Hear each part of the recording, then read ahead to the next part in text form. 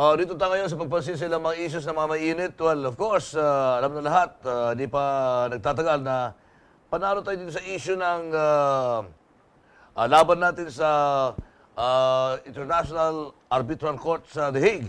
No? At hanggang ngayon, ang dami pa rin mga nagbubunyi.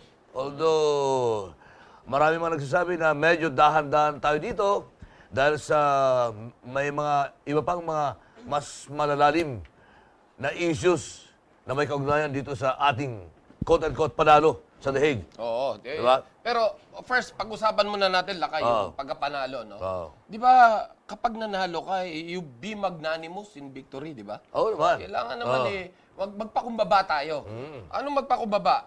Huwag na nating painitin pa yung sitwasyon. Siguro ngayon, meron na tayong bargaining power at ready naman makipag-usap sa atin ang bansang China. Mag-usap muna. Baka nga naman lamang pa tayo sa magiging usapan. Hindi pa naman kasi tapos Diba? Hindi pa nga nag-uumpisa Diba? Pero, ano ang pinaggagawa ng mga gunggong na mga kasama nating mga nagdudunong-dunungan na wag na natin pangalanan, nakakaya naman kay Congressman Goles pag nalaman niyang siya. Di ba? Congressman RG. Oo, parang ano, di ba, yung bakit ina-agitate natin na mag-away-away? Di ba? Kung siguro, para sa kaalaman na nakararami, hayaan natin na yung netizens natin na magsabi sa atin kung ano talaga ang nababasa niyang sitwasyon dito. Eto, panoorin muna natin. Nasa Facebook to, viral. At mamaya, hihimay-himayin natin para malaman natin kung ano kahihinatnan ng Pilipinas kung sakalin tayo'y maggagaling-galingan. Panoorin natin ito. This video is brought to you by Dana Cake. Yo, what's up sa lahat ng aking mga kababayan sa buong mundo at saka sa lahat po ng mga nasa Pilipinas. Ako po si Mr. Rio. Bago ko po ilabas ang mensahe ng taong bayan para kay Laila Baliena, kailangan ko munang ilabas ang video na to para mapigilan ang napakalaking problemang pwede nating harapin. Alam kong maraming magagalit sa akin sa isasuggest ko sa Pangulo natin. Pero bago kayo magalit, alamin niyo muna sana ang rason kung bakit. Okay ba? Mensahe ito nang nagpapagawa sa akin ng mga video sa Presidente ng Pilipinas at sa taong bayan na suportahan natin ang hakbang ng Duterte administration dahil alam nila ang ginagawa nila. So Mr. President, do what you have to do to stop this war between China and America. Tama po ang hakbang na ginawa nyo na makipagkasundo muna tayo ngayon sa China. Dahil pag pinush nating bawiin ang mga isla na to ngayon, ito ang magmimitya ng World War III. So paano ko nasabi yun? Balik muna tayo sa mga nangyari sa Iraq, Afghanistan at Libya. Anong rason bakit nakipagdigma ang Estados Unidos sa Afghanistan? Para daw iligtas ang Afghan citizen sa kamay ng mga Taliban. Anong rason bakit nakipagdigma ang Estados Unidos sa Iraq?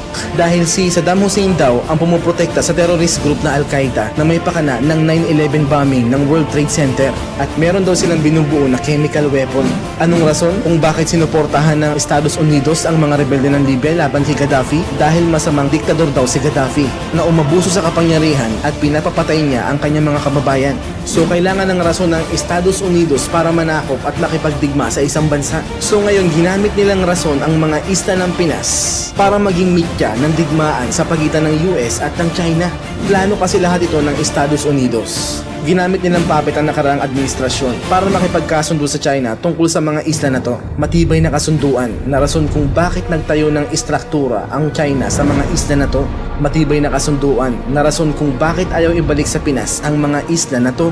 Ang arbitration case na sinampa ng Pinas sa China sa International Court ay kasama sa planong pinapagawa ng Estados Unidos sa nakaraang administrasyon para magmukhang masama ang China dahil siguradong tatanggi ang China sa desisyon nito. Pansinin nyo, sinisisi ng China ang Pinas na irresponsable daw ang pag-file ng case sa International Court dahil meron silang kasunduan. So kahit anong mangyari, hindi papabura ng International Court ang China dahil planado na nga nilang lahat ito. Pero kung papagitna tayo at sasabihin ng Duterte administration na okay lang nakipagkasundo na kami, hindi na matutuloy ang digmaang ito. Dahil pag natuloy ang digmaang gustong mangyari ng Estados Unidos, madadamay at madadamay talaga tayo. Dahil ang magiging battlegrounds ng digmaang ito ay ang South China Sea na malapit lang tayo. Dahil hindi lang ang China at US ang magbabanggaan, kasama ang buong hukbo ng NATO at Russia. Gets nyo? Ang nakakaalam lang ng konspirasy na to ay ang Estados Unidos, UN, Aquino Administration, at ang Diyos Ama na mas nakakaalam sa katotohanang mas totoo pa sa katotohanang nalalaman nyo. Pinapasabi ito sa inyo ni Ama para kumalma lang tayo at suportahan ang hakbang na gagawin ng Duterte administration dahil ito ang inutos ni Ama kay President Duterte na gawin niya. So kung hindi malalaman ng taong bayan ang katotohanan ito, magkakaroon ng malakihang kilos protesta laban sa Duterte administration.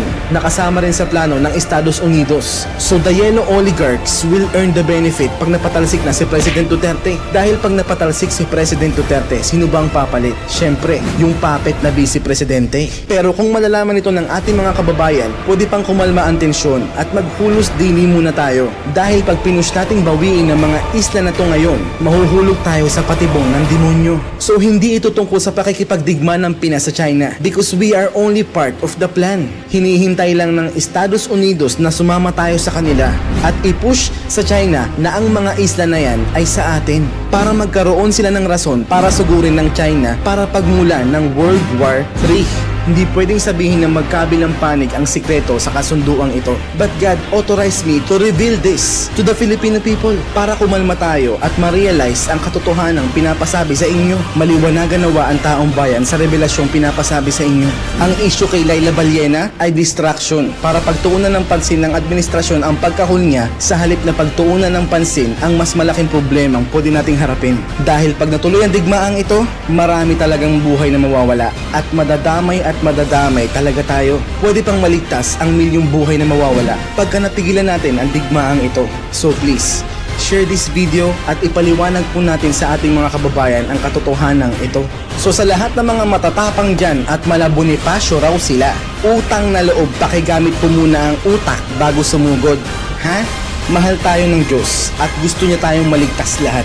Kaya gusto niyang mapigilan ang digmaang ito. At saka relax lang kayo mga kapatid.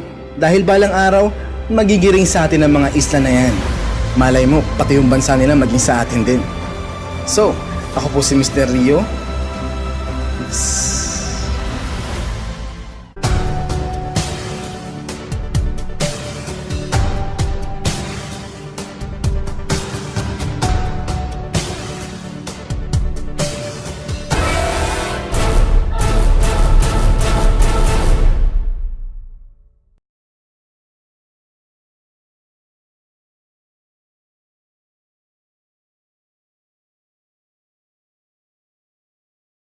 With proper diet and exercise, ugaliing uminom ng ATC Coenzyme Q10 everyday. ATC Coenzyme Q10, you're in good heart. Made by ATC Healthcare, your trusted life ally. Mahalagang paalala, ang Coenzyme Q10 ay hindi gamot at hindi dapat gamiting panggamot sa anumang uri ng sakit. With proper diet, exercise, and the right nutrients, ang ATC Fish Oil ay may omega-3 fatty acid, mapapangalagaan ang puso mo. ATC Fish Oil.